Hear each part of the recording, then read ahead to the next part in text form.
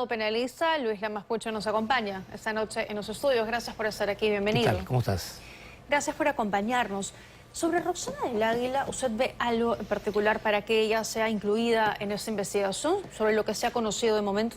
Mira, cualquier persona puede ser indagada, porque hay información que se está difundiendo en los medios de comunicación y hay necesidad de indagar para ver si efectivamente existen o no existen elementos de convicción para que esa indagación se convierta propiamente en una investigación. Por eso todos los ciudadanos estamos llanos a someternos a una indagación de esa naturaleza, con mayor razón cuando hay información que está siendo publicitada en los medios de comunicación. Sin embargo, creo yo que también hay que ser bastante objetivos, porque el hecho de que tú aparezcas en una filmación, en una reunión, en una fotografía, tampoco no te vincula directamente con un tema de corrupción. Acá hay dichos y contradichos, pero esos dichos, cuando se trasladan a la sede judicial, que es donde se va a resolver si una persona es culpable o es inocente, hay que necesariamente recurrir a las pruebas, ¿no? Y estas pruebas son pues acontecimientos que requieren una serie de formalidades de contenido procesal, porque así lo señala la ley. Entonces, retomando un poco la pregunta, cualquier persona tiene que someterse a una indagación. De acuerdo. Esa es una obligación que tiene un ciudadano de responder ante las autoridades. De acuerdo, porque ella ha reconocido los nexos, la relación amical que tiene con el señor Andrés Hurtado, pero eso no necesariamente la vincula con los delitos que otra persona, cualquiera de sus amigos, pudiese cometer. Sí, pero hay que entender también que esto es un acontecimiento sociológico que afecta a la familia, el que dirán los amigos, porque todo el mundo siempre recurre al lado catastrófico de la información, ¿no? Entonces, el aspecto mórbido es el que realmente maneja el curso de los acontecimientos informativos, y creo yo que es importante no perder objetividad, porque si estamos vinculándolos a todos los que aparecen de una u otra manera, imagínate cuál será el rol que tendrá que cumplir el abogado, que tenga que defenderlo al señor Hurtado. Claro. Lo van a linchar, ¿no? Y por eso digo, no hay Todavía que... no se sabe, ¿no? ¿Quién es su abogado? No hay que perder perspectiva, porque, como te voy a repetir, una cosa es la información, que es importantísima, y evidentemente que hay indicios más que suficientes para investigar, pero otra cosa ya es hablar de una pena privativa de libertad, que es el resultado de un largo proceso, ¿no? De acuerdo. ¿Hace bien el Poder Judicial en dictar un impedimento de salida del país en ese contexto? Mira, tienen que haberse analizado los elementos de convicción respecto al pedido que debe haber hecho la Fiscalía para aplicar una medida limitativa de derechos, que incluyo la posibilidad de una detención de contenido preliminar.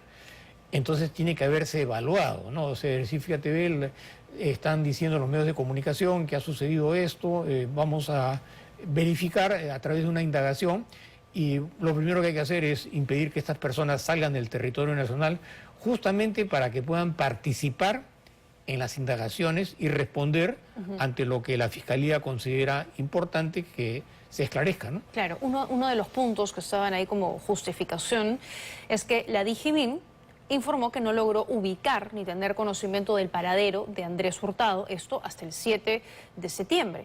La policía reportó textualmente, no se le ha podido ubicar, no se tenía conocimiento de su paradero ni rastro alguno, ¿no? Lo han estado siguiendo, no ha pasado la noche aparentemente en su vivienda, en su domicilio, y ese podría ser uno de los motivos por los cuales la Fiscalía dice, vamos a pedir impedimento de salida. Claro, porque una de las exigencias es justamente impedir y, por otro lado, verificar que la persona está dispuesta a colaborar. Claro. Entonces, frente a este cúmulo de acusaciones, imputaciones, la respuesta que tiene que dar la persona investigada es fundamental. Y ahí se va a ver si efectivamente él está dispuesto a dar una declaración, vertir sus versiones, y a partir de ahí la Fiscalía tendrá que tomar una decisión. Porque el hecho de que haya un impedimento de salida del país y haya una indagación o investigación preliminar, de ninguna manera excluye la posibilidad de que cuando se formalice la investigación preparatoria, dependiendo de lo que haya acontecido, tanto en la parte exterior de la investigación, la Fiscalía puede pedir una prisión preventiva. Claro, pero antes de esa formalización, en la etapa en la que nos encontramos, ya se podría dictar, prevé usted, una detención preliminar, allanamientos. Lo que pasa es que para casos menos graves se ha procedido a detenciones preliminares, sí, claro. Se ha generado allanamientos, entonces la opinión pública dice, ¿y por qué en este caso sí y en el otro caso no? Y sobre todo porque son momentos en los que la Fiscalía además aprovecha para conseguir colaboradores eficaces, ¿no? Lo hemos visto en la práctica. Claro, porque la colaboración eficaz es un factor, digamos, psicológico dentro del contexto de la investigación, en el sentido de que ¿quién mejor que ellos para saber exactamente qué cosa es lo que sucedió y cuál es la información que puede tener cada uno para poder más adelante negociar esa información, informar a la Fiscalía hechos que no conoce, sindicar a otras personas con mayores elementos de convicción, y la colaboración eficaz se convierte en un componente que desestabiliza lo poco estabilizado que están dentro de estas relaciones. Claro. Porque además es una carrera contra el tiempo. El que tiene la información, o de repente varios la tienen, pero el primero es el que podría salir beneficiado. Claro, ¿no? claro. Sobre todo, claro, te detienen, te asustas evidentemente de estar en esta situación, dicen, bueno... Claro, porque en otros casos días... incluso se ha recurrido a la detención policial, que es la preliminar, Ajá. como una medida de coerción. También, claro. Para aflojar al indagado y decirle, bueno, te esperan 20 años, claro. Ya sabes lo que es la privación. 36 meses de prisión preventiva. Y acá vas a ir a Piedras Gordas, entonces mejor habla y colabora y evidentemente consigue. Se flexibiliza la rigurosidad respecto a la reticencia a informar, ¿no? Ahora, también es complicada la situación de la fiscal Peralta, funcionaria pública, fiscal de lavado de activos, acusada aparentemente de haber cobrado $1 millón a cambio de devolver un cargamento de 100 kilos de oro, o 200 como dice ella.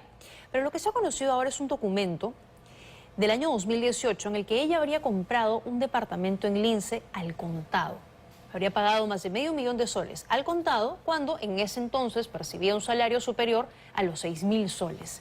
Pregunto, ¿no saltan las alertas? ¿No hay inteligencia financiera, siendo ella además fiscal de lavado de activos?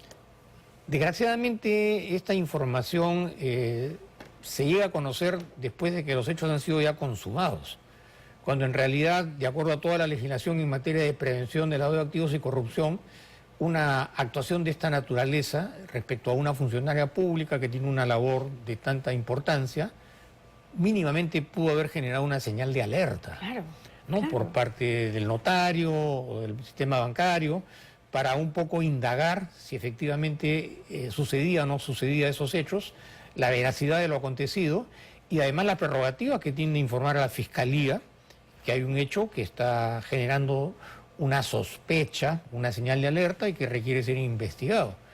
Pero todo esto va a tener que ser esclarecido, tanto desde el punto de vista fáctico respecto a lo que se diga o no se diga, lo que se pregunte, y además respecto a la historia contable, porque acá estamos hablando de movimientos económicos que tienen que tener un aval y una justificación, sobre todo tratándose de una persona que cumple una función pública tan delicada como es indagar o investigar sobre el lavado de activos. Entonces, la performance de una fiscalía en esos términos tiene que ser impecable, tanto para afuera como para adentro. ¿Por qué? Porque justamente uno se expone como fiscal a estos acontecimientos periféricos y hay que tomar medidas provisionales, digamos, para evitar cualquier suspicacia y no terminar siendo investigado, ¿no? De acuerdo, pero ella además reconoce que no sabía que Andrés Hurtado pudiese estar cobrando coimas o lo que fuera, pero que sí sabía que él tenía un historial vinculado al proxenetismo, que es un delito, y además ella, sabiendo esto, se vinculó amicalmente con él. Un fiscal, como un magistrado, tiene que tener una línea de conducta y evitar cualquier entorno de contenido social que pueda generar algún tipo de suspicacia. Entonces, si yo tengo una persona conocida que se me está acercando y que está tratando de vincularse conmigo y yo sé que se dice, que se rumorea que esta persona, lo mejor es evitar. Claro. Pero si a pesar de esa información, con un mínimo criterio, ¿no? Es decir, no, un momentito, mejor yo me alejo de esta persona porque además no está dentro de mis prerrogativas, porque evidentemente que esto va a generar una corriente de opinión adversa y yo no sé si este señor o esta persona más adelante puede haberse involucrado en un caso de corrupción o de lavado de activos, y lo primero que van a decir es, mire, pero si es amiga de la fiscal. De acuerdo. Entonces, de acuerdo. una fiscal con un criterio mínimo dice, no, un momentito, yo no puedo frecuentarme socialmente con personas porque mi labor profesional, investigar lavado de activos y corrupción, es tan sensible y se presta a tal cantidad de suspicacias que mejor evito. Claro, hay que ser y parecer. Así es. ¿Qué escenarios prevé usted? Porque aquí estamos hablando de aparente lavado de activos, tráfico de influencias, corrupción de funcionarios, minería ilegal. O sea, se abren varias aristas de la investigación, ¿no? Va a ser bastante complejo. Sí, por supuesto. Además pueden aparecer nuevos personajes dentro de la investigación. Pero volviendo un poco a lo que te manifestaba hace unos instantes, una cosa es la dimensión informativa mediática, que tiene evidentemente un efecto psicosocial muy importante, y otra cosa son ya los procesos judiciales. Claro. Porque para condenar a una persona hay que recurrir a las pruebas, y las pruebas tienen que ser obtenidas cumpliendo ciertos protocolos y formalidades. Y mientras eso no se vaya acrecentando a lo largo de la investigación, por más que se investigue, que se diga, que se señale, que se manifieste, cuando termine la investigación va a tener que formalizarse una acusación, y en la acusación va a tener que primar un análisis de tipicidad respecto a la verificación de los hechos investigados, si efectivamente encuadran o no encuadran dentro del tipo penal, como para aprobar esa acusación y recién empezar el juicio. De acuerdo. Bueno, vamos a estar atentos, ¿no?, a la información que se siga difundiendo y a las decisiones que tome la Fiscalía y el Poder Judicial. Queremos conversar también sobre la ley de crimen organizado. Ley que desde el momento en el que se pensó, ya abogados, fiscales, especialistas hablaban sobre las consecuencias negativas que se iba a traer en la lucha contra el crimen organizado, que hoy ya las estamos viendo. Allanamientos que tienen parados a policías y fiscales esperando que lleguen los abogados de los investigados y, en fin, una serie de cosas que están jugándole a favor de la criminalidad. El presidente del Congreso, Eduardo Salguán, ha dicho que el viernes va a instalar una mesa de trabajo con integrantes del Ministerio Público, Poder Judicial, Ministerio del Interior y otros, para evaluar esta ley. No sé si a conciencia reconoce que se han equivocado o quiere hacer un poco de mea culpa, en fin. ¿Se puede derogar una ley que se ha aprobado recientemente en el Congreso? A través de otra ley. A través de otra ley. O, de lo contrario, recurriendo al Tribunal Constitucional a través de una demanda de inconstitucionalidad respecto a una serie de vicios de contenido constitucional que están inmersos dentro de la ley que se ha promulgado. Pero es importante hacer una diferenciación entre lo que significa la ley de crimen organizado y la modificación del Código Procesal Penal para el tema del allanamiento, que son dos cosas totalmente distintas, pero que parece que estratégicamente se vieron unificadas justamente para darle mayor prioridad al debate sobre crimen organizado, que nadie se va a poner de acuerdo, porque es un tema descriptivo, pero por otro lado la operatividad de la modificación de la ley procesal penal justamente para exigir que una diligencia de esta naturaleza tenga que estar presente un abogado. De acuerdo. Son dos cosas distintas. Y justamente la pregunta que me manifiestas parte del análisis de los inconvenientes que están surgiendo en ese contexto de la ley de crimen organizado, pero que tiene que ver con el allanamiento. ¿Por qué? Porque el allanamiento es una actuación rápida, sorpresiva, inmediata, porque lo que busca justamente es sorprender a la persona que va a ser objeto del allanamiento para poder encontrar información que de otra manera no se podría obtener. Claro. El allanamiento no es tampoco una iniciativa que no tenga ningún control, ni de la policía ni de la fiscalía, porque un fiscal tiene que tener la autorización de un juez y el juez va a verificar si efectivamente se justifica o no se justifica allanar. Y el allanamiento tiene que cumplir ciertas formalidades. ¿Por qué? Porque no es que necesariamente el abogado es el único defensor del allanado. La fiscalía es también el defensor de los investigados, porque el fiscal es el representante de la legalidad. Y su obligación no solamente es defender a la sociedad, sino también defender los derechos de las personas que están siendo allanadas o investigadas. Claro. En otras palabras, si un fiscal está participando en una diligencia de naturaleza y está viendo, ¿no?, a pesar de tener la autorización de un juez, que hay un exceso en cuanto al comportamiento, por ejemplo, de la policía, para eso está el fiscal. Entonces, la presencia del abogado, si bien es cierto, tiene un sentido simbólico muy importante, que es el personaje garantista, digamos, ¿no? La defensa de los investigados, para eso está el fiscal. Y por otro lado, acá hay un tema operativo, que tiene que ser un acto sorpresivo. De acuerdo. Y mientras que tú vas a buscar al abogado y el abogado te dice no, espera, me imagino que la persona que está siendo allanada, lo primero que está haciendo es desaparecer De acuerdo. las pruebas. O ¿no? escapándose, ¿no? Como reportaba Cuarto Poder ese fin de semana, que 2 implicados en un caso también, entre que esperaban el abogado, se escaparon, se fugaron. Doctor Lamas, quería consultarle también sobre Sergio Tarache, vinculado, acusado del feminicidio de Catherine Gómez. Hoy se realizó la audiencia del juicio en su contra. Él aceptó los cargos y se ha declarado culpable. Tenemos sus declaraciones. Acepto a los hechos que se me imputan, quiero dar gracias a mi defensa, no estoy de acuerdo con la reparación civil que me están pidiendo y quiero pedir disculpas a todos por lo sucedido. La verdad, doctora, no le puedo decir más nada. Mi familia corre peligro, yo corro peligro, hasta mi abogada corre peligro. ¿Con esa confesión automáticamente se cierra el caso y se le declara culpable? Bueno, no es propiamente una confesión, es un reconocimiento de culpabilidad y responsabilidad, porque es una prerrogativa que establece la norma cuando se va a dar inicio al juicio.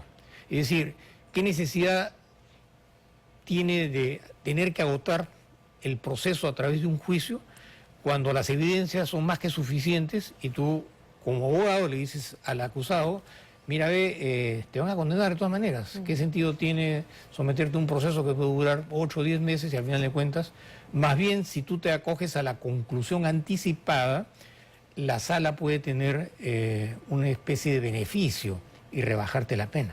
Pero en esa línea de análisis tú tienes que reconocer que efectivamente has participado en el delito y tienes que aceptar la responsabilidad, claro, dentro de la cual está también el pago de la reparación civil. Pero el reconocimiento de la culpa no le reduce la condena, ¿no? ¿O sí? Hay un margen mínimo, poco significativo, dependiendo de la gravedad del delito, que implica, digamos, rebajar un poco el máximo de la condena. Pero cuando estamos hablando de delitos tan graves, que pueden acarrear penas entre 30 y 35 años, el tiempo que se disminuye es poco significativo. Ya, sobre todo porque no se le ha pedido el máximo, que es 35, no se le ha pedido 30. Entonces, claro, no debería en todo caso reducírsele mucho.